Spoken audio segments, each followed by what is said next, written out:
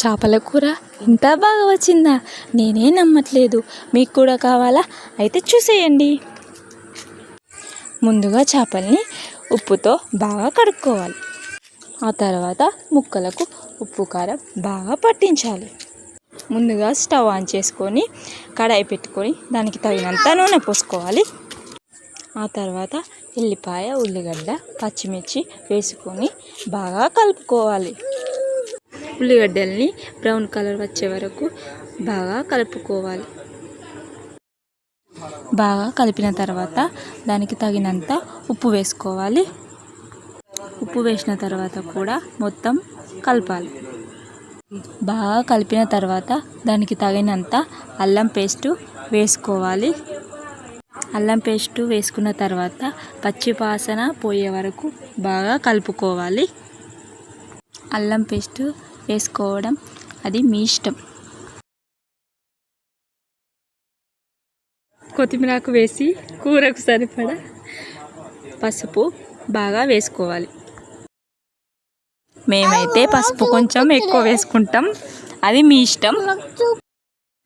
బాగా కలుపుకున్న తర్వాత ముందుగా ఉప్పు కారం పట్టించిన చేపలను వేసుకోవాలి. చేప ముక్కలను వేసుకున్న తర్వాత నీసు వాసన పోయే వరకు బాగా కలుపుకోవాలి. కలుపుకున్న తర్వాత ముందుగా నానబెట్టిన చింతపండు రసం పోసుకోవాలి. ఆ తర్వాత కూరకు సరిపడా నీళ్లు పోసుకోవాలి.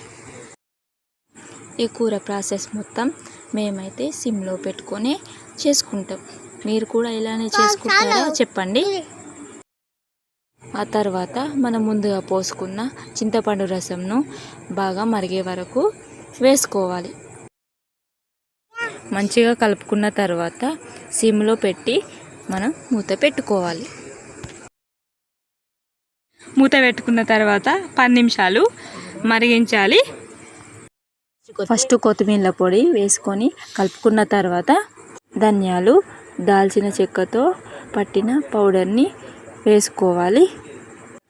మసాలా ముక్కలకు బాగా పట్టే వరకు కలుపుకోవాలి.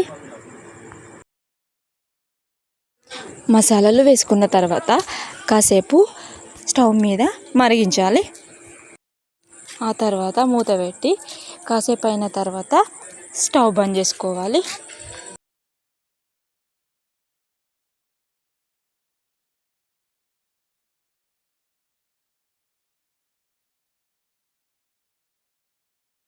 మూత పెట్టుకున్న తర్వాత